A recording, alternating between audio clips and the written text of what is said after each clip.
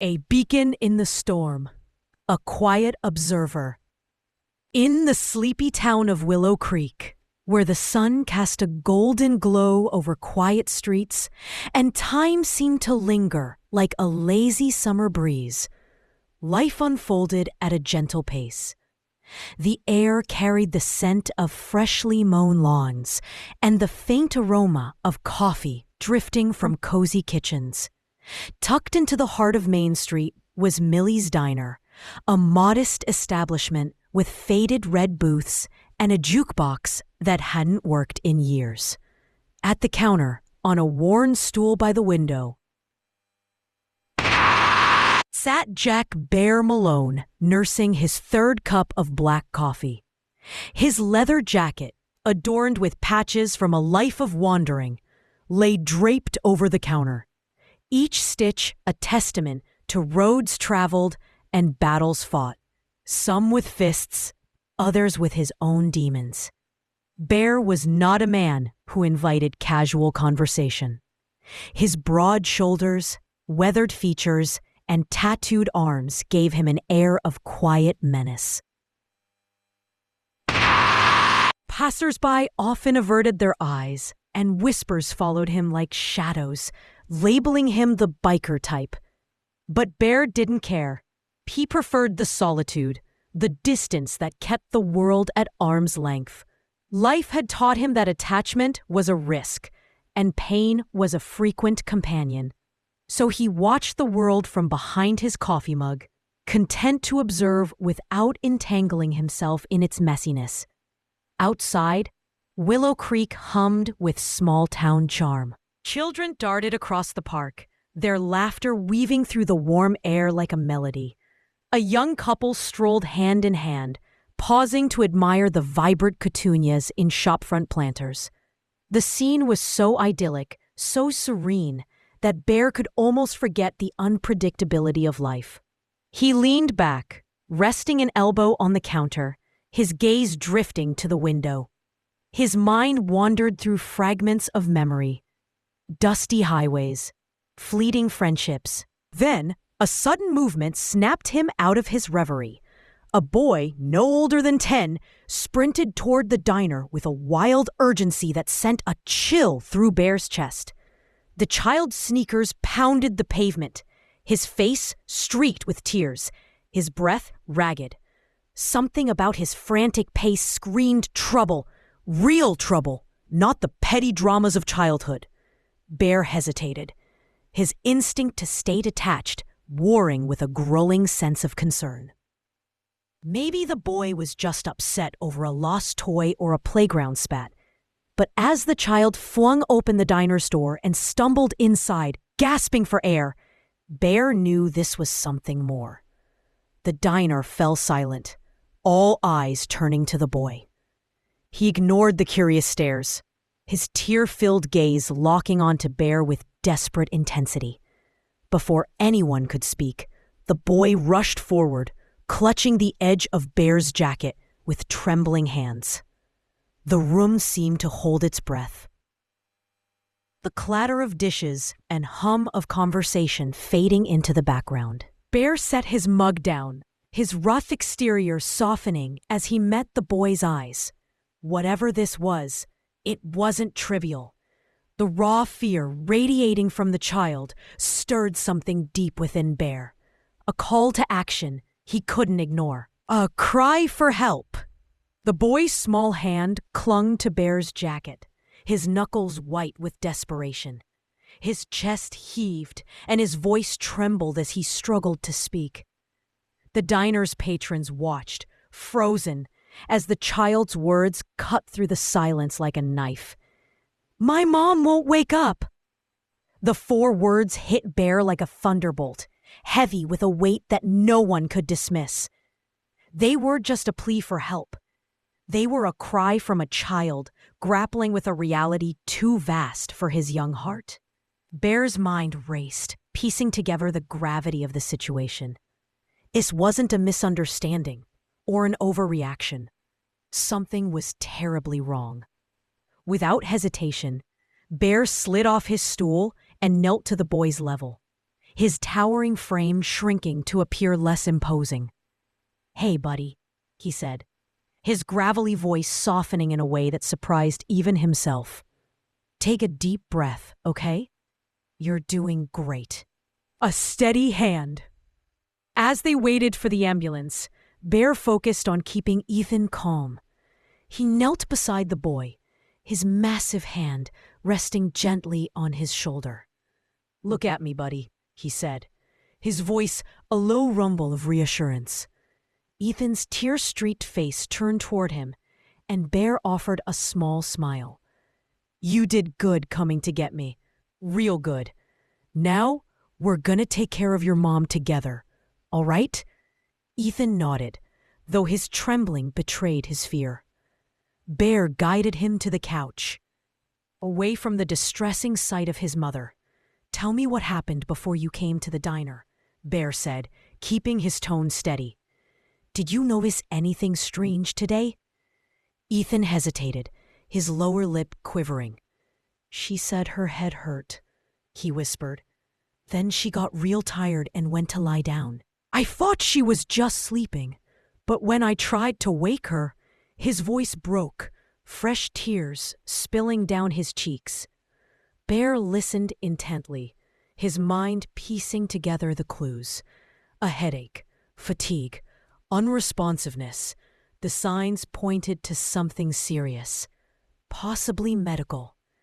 He didn't voice his fears, instead focusing on Ethan. "You're doing great, buddy," he said. "Your mom's strong, and we're gonna make sure she gets help." To distract Ethan, Bear asked about his favorite things: school, games, anything to keep the boy's mind occupied. Ethan's answers were hesitant at first, but Bear's patience coaxed him out of his shell. They talked about comic books, soccer, and the old motorcycle Bear had noticed in the garage. "Ever thought about fixing that up?" Bear asked, nodding toward the door. Ethan's eyes lit up, a spark of curiosity cutting through his fear. When the wail of sirens pierced the air, Ethan's head snapped toward the window. Bear stood, squeezing the boy's shoulder. "They're here," he said.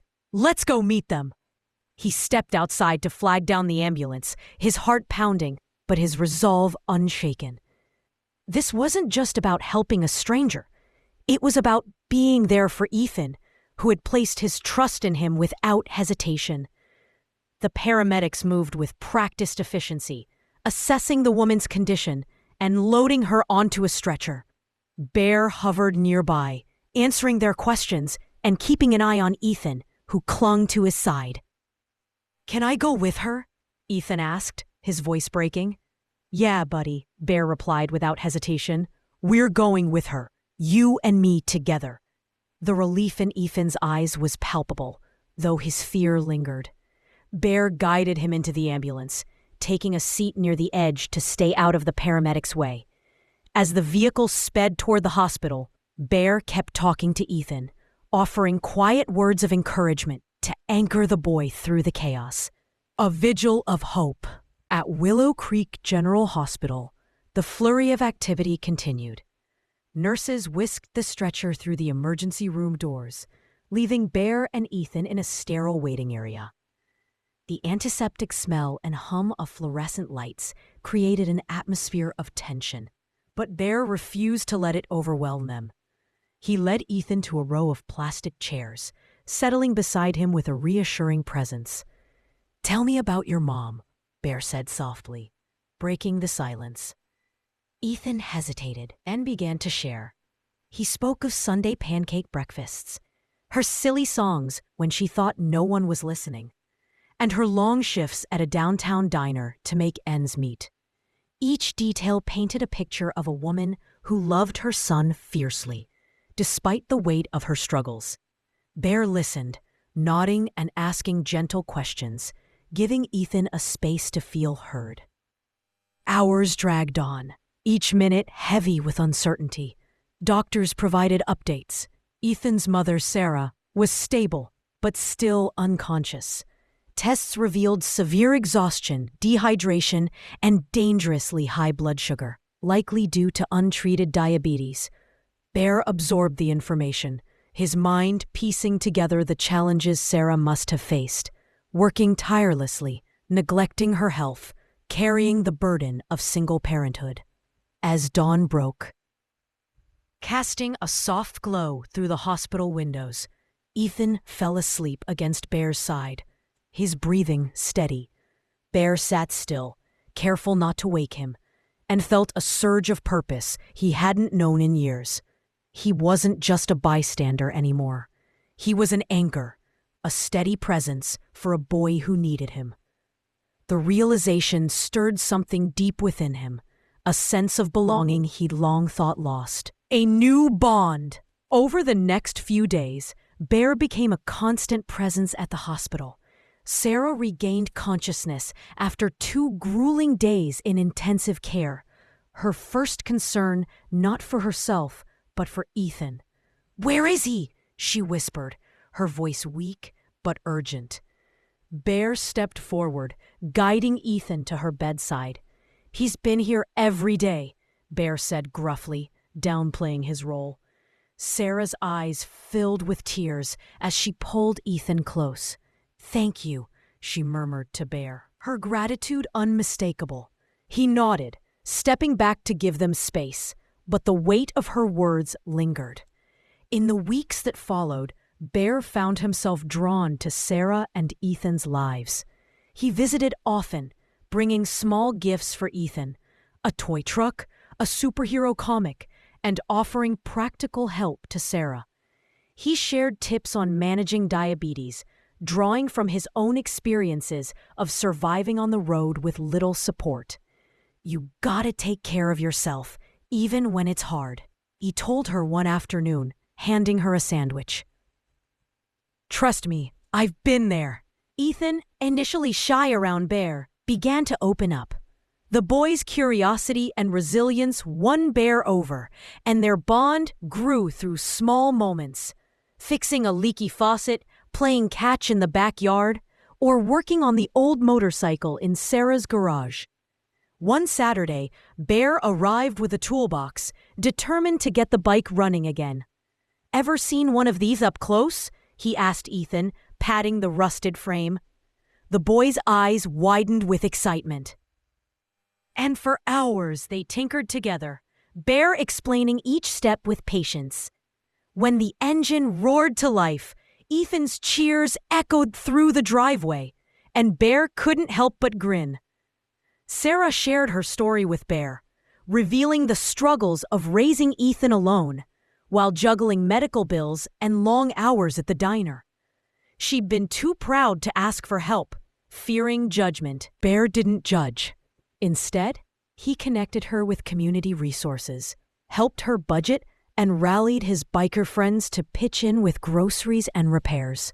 For Sarah and Ethan, Bear's presence brought stability.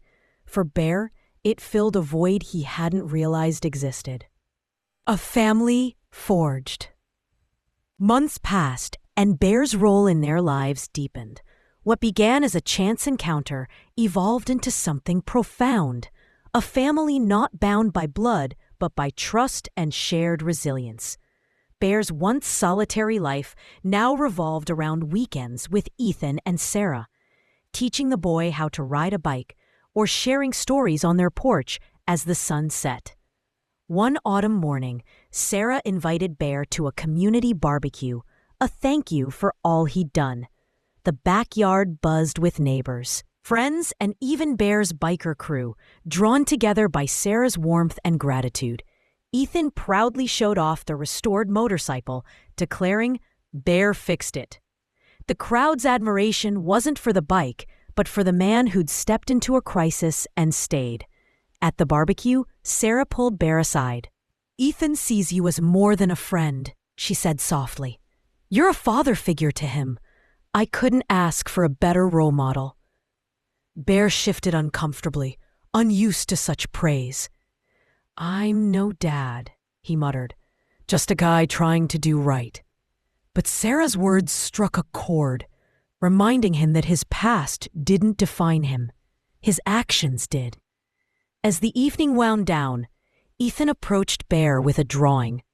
Two figures on motorcycles, labeled My Hero. Bear's throat tightened. "This is real good, buddy," he said, ruffling Ethan's hair. "You're gonna be an artist someday." Ethan grinned. "Nope, I'm gonna be like you." The words hit Bear like a wave, washing away years of self-doubt. He'd spent so long believing he was unworthy, but Ethan saw him differently. A hero, not for grand deeds, but for showing up when it mattered most. A lasting legacy. Years later, Willow Creek had changed, shaped by the ripple effects of that fateful day. Bear became a mentor to other kids, teaching them skills and offering guidance. Sarah thrived, balancing work and health with newfound confidence. Ethan grew into a bright, resilient teenager, his bond with Bear unshakable. When asked about that day, Bear would say, "It wasn't about being a hero. It was about being there." Sarah, reflecting on their journey, added, "Bear gave us more than help. He gave us hope." Their story proved that even the smallest moments could spark profound change. Bear, once a lone wanderer, had found a home, a purpose, and a family. And in Willow Creek, where the sun still hung lazily in the sky, the legacy of a biker, a boy, and a mother lived on. A testament to the power of showing up when it matters most.